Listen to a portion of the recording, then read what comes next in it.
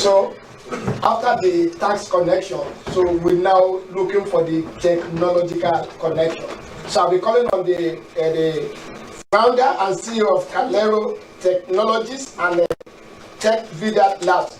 That is Kenneth Otalor, to please give us the technological connection.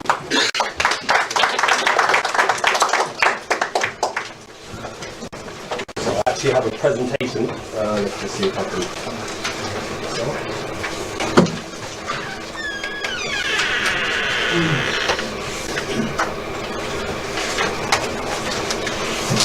Okay, thanks for having me. Absolute honour. I actually told my dad about what I was doing today, and he said he has to come. So he's just over there anyway. So proud.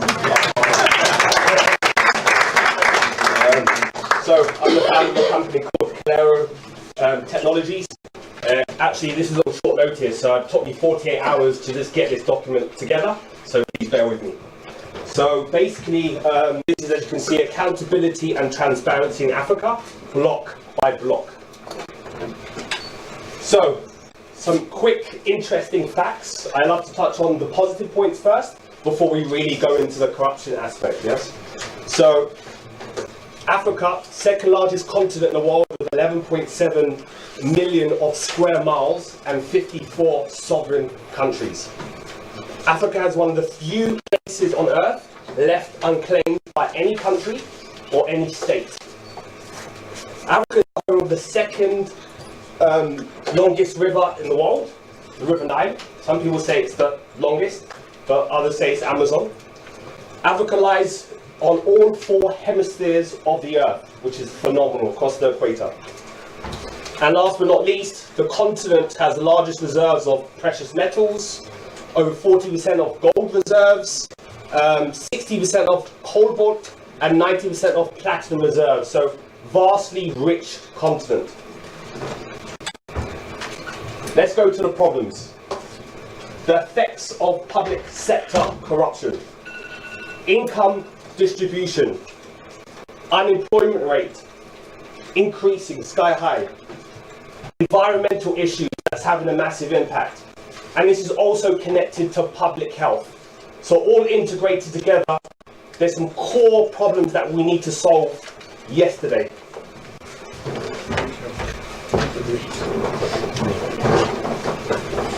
Some quick stats, and I just took some countries all over Africa, not on default, but you can clearly see in terms of the population size of Egypt, Ghana, Kenya, so I've taken different areas of Africa. You can look at the GDP, it's clear to see that Nigeria, 370 billion in terms of gross domestic product.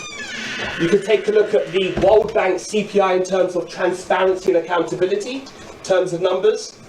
But what's also interesting on the last, you can see the corruption perception index. So Nigeria, for example, is 148 out of 180 in terms of the most corrupt nation in the world. Quite clear indication we've got Rwanda here, 48. That's quite low for a country that has a population of about 10 million people that went through a genocide where they lost 10% of the country. That is extremely low. So I'm going to touch on some points in terms of what Paul Kagame has been doing and why that small country is really flourishing. Blockchain. Anyone heard about blockchain? Raise your hands. Anyone heard about bitcoins? Raise your hands. So more people about bitcoins than blockchain, yes? So let's keep this very simple. Blockchain is effectively the new internet. Bitcoin is like a website, yes? That's a simple analogy. The exact terminology or definition, blockchain is a distributed, decentralized public ledger that will enable you to record transactions across various nodes. And most importantly, these transactions cannot be deleted. So if I'm someone within the public sector and I've received some funds and I want to maybe put it in my pocket, this information in terms of documentation flow, transactions, is immutable. That means it cannot be deleted. This is extremely important, and this is going to change the way corruption and how people do things moving forward. So how does it actually work, block by block? So what it does is it stores the information in terms of the transaction, the date, the time. It stores the digital signature, which basically means it's pseudo-anonymous. So it doesn't show the exact name of the person that sent it or received it, or the company name, but it's basically a contract, a smart contract. And then it stores the unique code, It stores the unique code, and this code we call the hash, to keep it simple, which is a hash transaction. This hash transaction connects to the unique ID of every documentation, every payment, every communication that's happening along the blockchain. So what do? Calero. So we enable the disruptive technology to ease friction between organizations and also governments. So whether you have a small one-person organization or to an enterprise with thousands of employees, or whether you're a government running one of the biggest countries in Africa, or a very, very small, we provide the value that will enable for transparency and accountability in every single thing that you do. In addition to that is an integrated mesh of networks. We call this the fourth revolution in terms of IoT. So integrating the documentation flow, so ministers speaking to the UK task force, or the EFCC speaking to the Hong Kong regulators, to the payments in terms of the funds that's flowing, whether it's Naira, whether it's cedis, whether it's dollars, covering that whole transaction, to the network, the communication that's happening. If someone's going to send an email to someone else, how do I know? How can you be able to verify that information flow? To the risk and fraud intervention, which is extremely important, and this is why I'm on the stage today. To cash flow, time tracker app, and that's something we can talk about later on. So I'm here today not to talk about facts, not to talk about this is what we can do, not to talk about shoulda, coulda, woulda. Forget about what's happened in the past. How can we move forward? How can we implement technology to provide value in terms of what you're doing, sir? That could be able to enable you for transparency. And this is what we are doing today, and this is what we've created. So what you can clearly see, I hope you can see this, this is a dashboard, and this is an anti-corruption agency dashboard that will enable the task force in Nigeria, in Ghana, in Zimbabwe, that they can be able to use. And what then happens is, it will show of any assets that's confiscated, if it's a property, if it's land, if it's cars, the documentation will be uploaded to the blockchain. And once it's uploaded to the blockchain, it shows the entry number, it shows the date when it was uploaded, it shows the person that uploaded the data, whether the person uploaded it in Abuja or in Accra, doesn't matter where you are, it will show that. It will then show the asset address. So if a property was confiscated in Abuja, it will tell the exact address, and then it'll say the owner of that property. And this dashboard is provided to the ministers, provided to the people within the EFCC, the West African nation in terms of the agency, to the UK task force, to the Hong Kong task force, so everyone's interconnected and they can see this whole communication flow. Then you have the authentication records. So once these documents are uploaded, what's really important is that we don't wait for 6 months for this to go through the courts. This needs to be fast-tracked immediately, no messing about. So as soon as it's uploaded, the document, the judge, whoever's appointed, will have access to these assets and the case immediately. They can be able, the judge will be able to open up, and then they can be able to take a look at the specific information. Then you can be able to cross-check the ownership with the information that's uploaded to the document, that everyone's communicating, they can see the whole process. And this is a clear description in terms of assigning someone within office, to be able to put in the asset category, whether it's property, the subcategory, the details and features of the information, whether it's a joint ownership, a single ownership, the asset address, the owner name, the identity.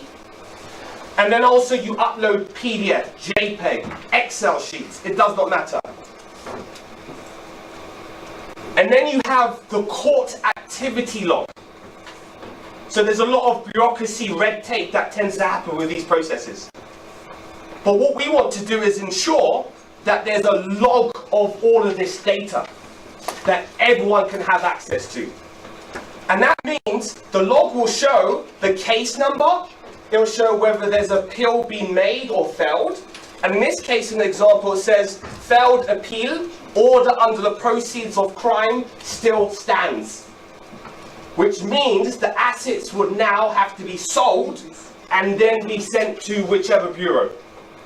And the key thing is, what then happens when the assets are sold? This is the most important thing. The money has to be redirected back into the country for education, for sustainability, for environment. This is how we would grow as a continent, and we have to start today. So it goes down to case. In this case, the second one would say confiscation order has been enforced. It gives you the date. It gives you the exact judge that enforced this. Whether this is in Nigeria, whether this is in Ghana, Zimbabwe, it does not matter. Then it goes all the way down the whole process, whether it's enforced or not.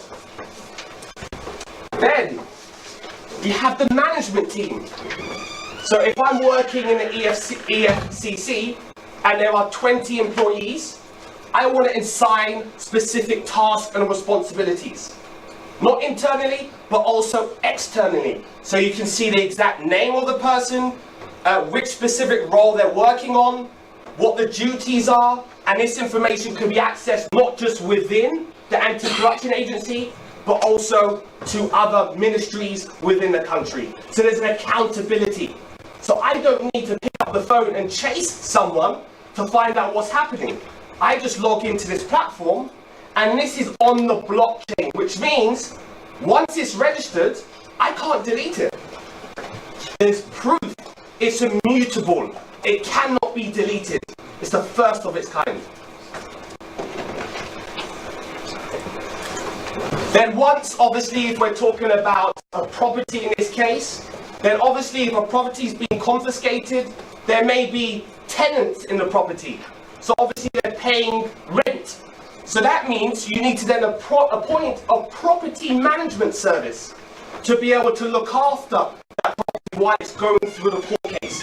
Because this could take months potentially. So the question is where's this rent going to? Where's the income being moved? So what tends to happen is, you can see here, it shows the bank account details where the rent's going to. It shows the management fees that the management agencies are receiving for their work. It shows the amount of budget that's for any internal work that needs to be done to the property, and then also any additional services. It gives a breakdown of all the management companies, because sometimes we hear a lot of news that friends of friends would appoint management services to do certain cases. Well, we can clearly see what's really happening now. And then in terms of the most important part is the transaction.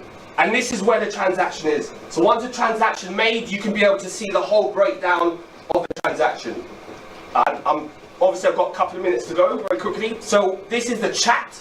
So you can be able to communicate with people in ministers, your colleagues, internal team, and upload documentation.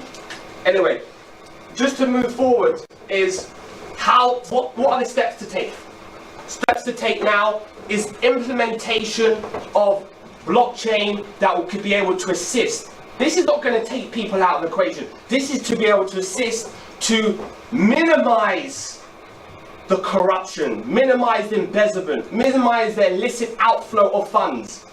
So if we can contribute towards minimizing it from 1 million to 10 million to 100 million, then we know we've done something. Number two, we need to look at setting up these type of structures, units in every ministry to educate, create awareness amongst respective officials. We need to look at fast-tracking these processes through the courts, straight to the judge, and those found guilty would obviously face the wrath.